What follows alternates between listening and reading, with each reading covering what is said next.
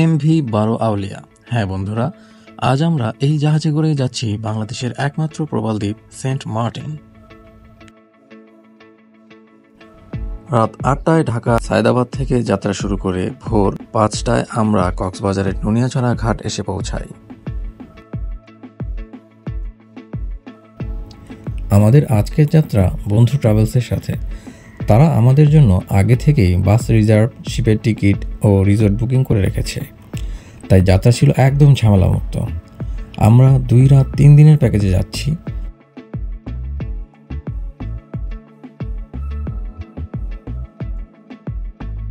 শীতাতপ নিয়ন্ত্রিত এই প্যানোরামা ক্লাসের ভাড়া আপ ডাউন মাত্র 2800 টাকা।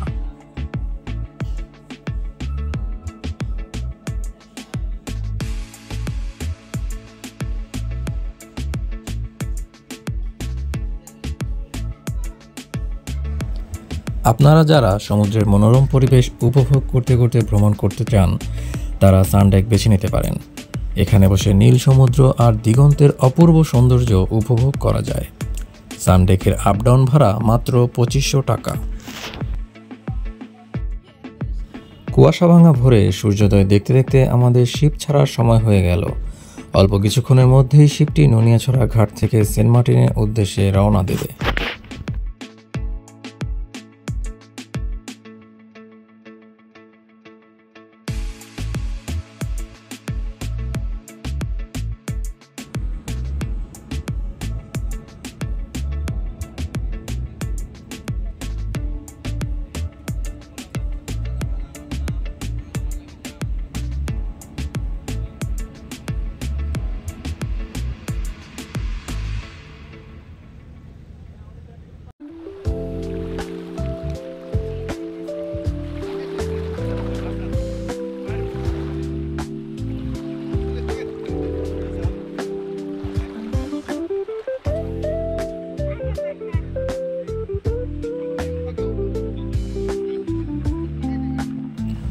নুনিয়াছড়া ঘাট থেকে যাত্রা শুরু করে এমভি 12 আউলিয়া শিপটি ধীরে ধীরে সরু চ্যানেল পেরিয়ে গভীর সমুদ্রে প্রবেশ করল।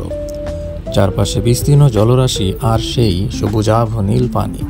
দৃশ্যটি ছিল সত্যিই মনোমুগ্ধকর।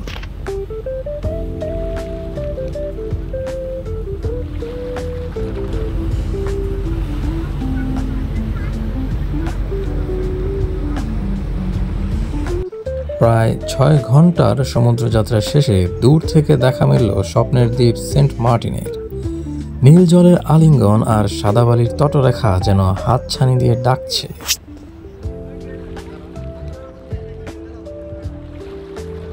আমরা অধীর আগ্রহে অপেক্ষা করছিলাম কখন শিপ থেকে নেমে দ্বীপের সৌন্দর্য উপভোগ করতে পারবো। চোখের সামনে ধীরে ধীরে স্পষ্ট হচ্ছিল সেন্ট মার্টিনের সাদা বালির সৈকত আর নীল জলরাশি।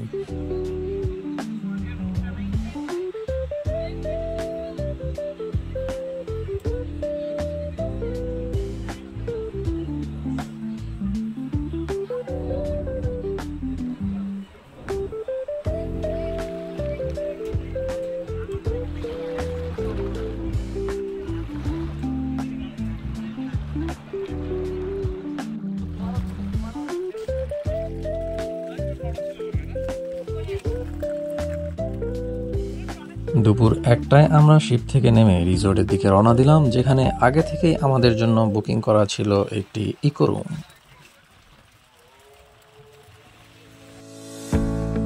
এই হচ্ছে আমাদের সেই ইকো রিসোর্ট, যা আমাদের ট্রাভেল গ্রুপ বন্ধু ট্রাভেল আগে থেকেই বুকিং করে রেখেছিল। বাজেটের মধ্যে এটি ছিল বেশ ভালো মানের, আর রুমগুলোও ছিল বেশ পরিপাটি, সুন্দরভাবে সাজানো এবং পরিষ্কার পরিচ্ছন্ন।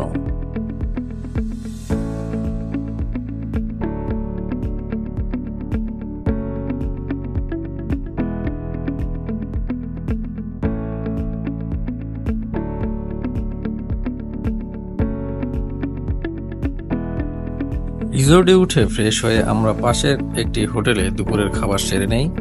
তারপর সৈকতে ঘোরাঘুরি শুরু করি, কিছু ফটোশুট করি এবং এক পর্যায়ে একটি স্কুটি ভাড়া করে প্রায় 1 ঘন্টা দ্বীপের বিভিন্ন জায়গায় ঘুরে বেড়াই।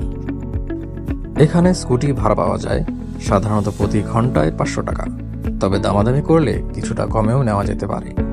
সৈকতের সুন্দর পরিবেশে স্কুটি দেখে নিজেকে আর আটকে রাখতে পারলাম না, তাই এক মুহূর্ত ভাবতে দেরি না করে একটি স্কুটি ভাড়া নিয়ে দ্বীপের সৌন্দর্য উপভোগ করতে বেরিয়ে পড়লাম। নরম বালির পথ, চারপাশে নারকেল গাছের সারি আর সমুদ্রের বাতাস, সব মিলিয়ে অভিজ্ঞতাটা ছিল অসাধারণ।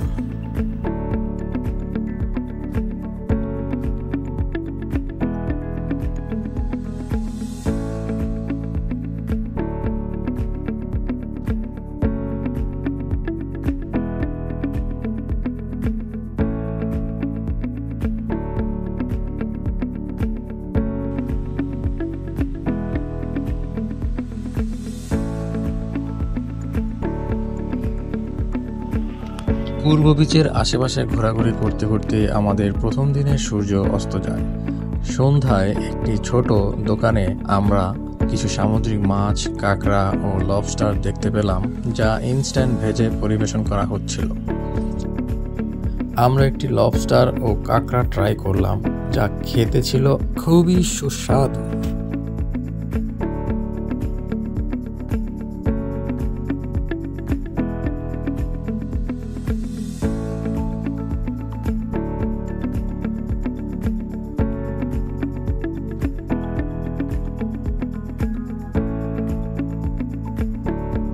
হ্যালো বন্ধুরা, আমাদের ভ্রমণযাত্রার দ্বিতীয় দিনে আজ আমরা যাচ্ছি ছেড়াদ্বীপ। কিন্তু কোস্ট গার্ডের নিষেধাজ্ঞায় সেই স্বপ্ন অধরাই রয়ে গেল। ছেড়াদ্বীপ ভ্রমণ নিষেধ থাকায় কোস্ট গার্ড সেদিন কাউকেই ছেড়াদ্বীপ যেতে দেয়নি। হতাশার সুর যেন পুরো সৈকতে ছড়িয়ে পড়ল। শখানেক পর্যটকের সঙ্গে আমরাও একই রকম মন খারাপ করে দাঁড়িয়ে থাকলাম। কিন্তু প্রকৃতি কখনো কাউকে নিরাশ করে না। আমরা সূর্যোদয়ের অপার সৌন্দর্য ক্যামেরাবন্দি করলাম। রঙিন আকাশে মোহময় দৃশ্য যেন সেই মুহূর্তেই মন ভালো করে দিল। এরপর পা বাড়ালাম সুন্দরবন নামক এক মনোরম জায়গায়।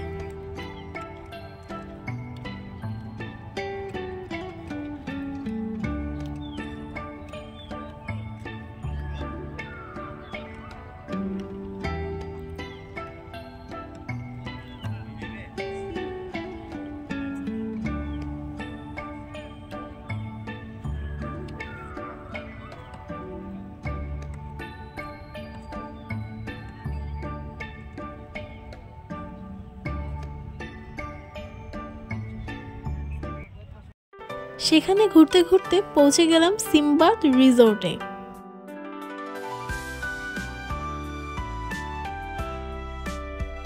রিসোর্টের অভ্যন্তরীণ পরিবেশ অনেক মনোমুগ্ধকর ছিল।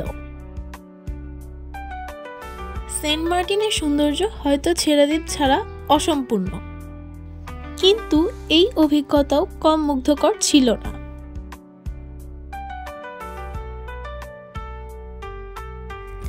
আপনারা যারা ছেড়াদ্বীপ ভ্রমণ করতে চান তারা অবশ্যই যাওয়ার আগে খোঁজ খবর নিয়ে যাবেন, না হলে আমাদের মতো সেন্ট মার্টিনের শেষ প্রান্ত দক্ষিণ বিচে এসে সুন্দরবন এবং সিম্বাদ রিসোর্ট ভিজিট করা ছাড়া হাতে আর কোনো কাজ থাকবে না।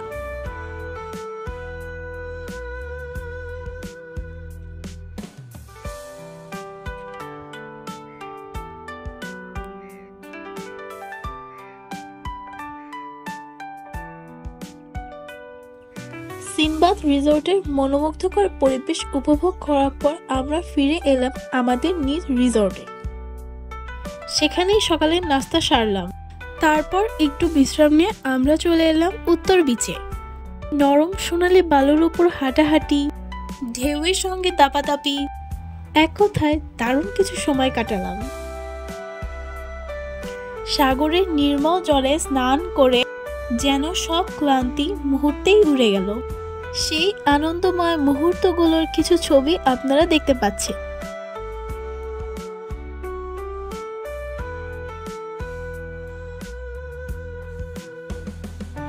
দুপুরে গোসলের পর লাঞ্চ সেরে কিছুক্ষণ বিশ্রাম নিয়ে সূর্যাস্ত দেখতে বের হই।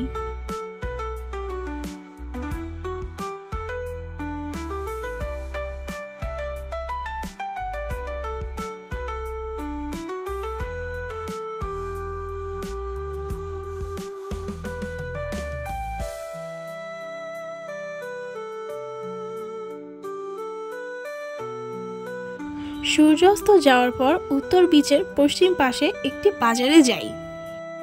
সেখানে নানান প্রয়োজনীয় জিনিসপত্র পাওয়া যায়, যেমন শামুকের মালা, সুন্দর সুন্দর অর্নামেন্টস, হাতে বানানো শোপিস, শপিং ব্যাগ, চটপটি ফুচকার দোকান, বিভিন্ন সামুদ্রিক মাছ ইত্যাদি।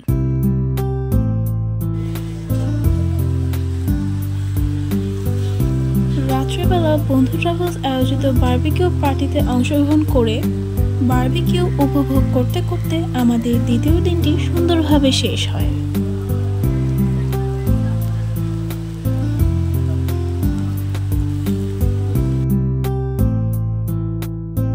সেন্ট মার্টিনে আজ আমাদের শেষ সকাল। বেলা 11টায় আমাদের চেক আউট টাইম। আমাদের শিপ আজ দুপুর 3টায়। রুম চেক আউট করে লাগেজগুলো রিসোর্টের রিসিপশনে রেখে আমরা বাকি সময়টুকু উত্তর বিচেই কাটাবো।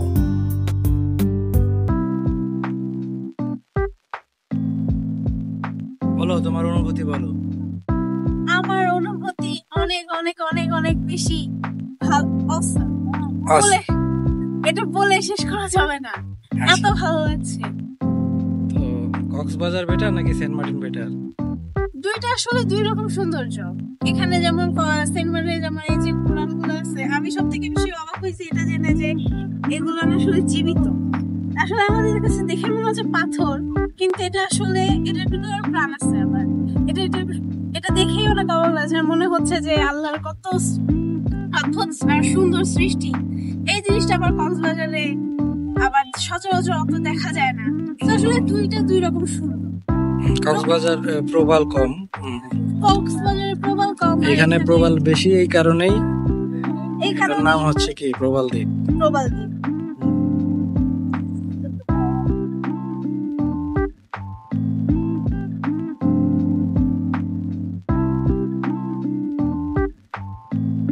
ঠিক আছে, আমাদের সেন্ট মার্টিন ট্যুর তো আজকে এখানেই শেষ। অনেক মন খারাপ লাগছে যে এত তাড়াতাড়ি শেষ হয়ে গেল, এত সুন্দর সময়। তো আবার আসতে চাও? আবার আসতে চাই, বারবার আসতে চাই। আরে বাবা, ঠিক আছে, ইনশাআল্লাহ নেক্সট টাইম। ইনশাআল্লাহ।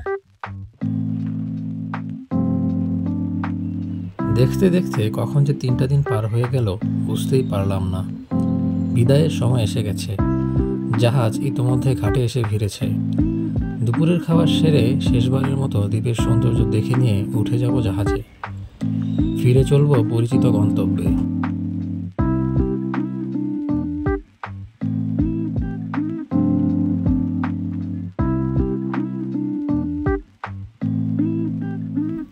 ফিরে আসার সময় গাংচিলগুলো যেন আমাদের বিদায় জানিয়ে বলছিল, আবার এসো। তারা আমাদের শিপের সঙ্গে সঙ্গে উড়ে উড়ে চলছিল, কখনো ঢেউর উপর ডানা ছুঁয়ে, কখনো আকাশে মুক্তভাবে ভাসতে ভাসতে। নীল সমুদ্রের বিশালতা, বাতাসে লবণাক্ত ঘ্রাণ আর সেন্ট মার্টিনের মায়াবী সৌন্দর্য মনকে এক অদ্ভুত টান দিয়ে রেখে গেল। হয়তো আজ ফিরছি, কিন্তু হৃদয়ের কোনো এক কোণে রয়ে গেল এই দ্বীপের ডাক। আবার দেখা হবে।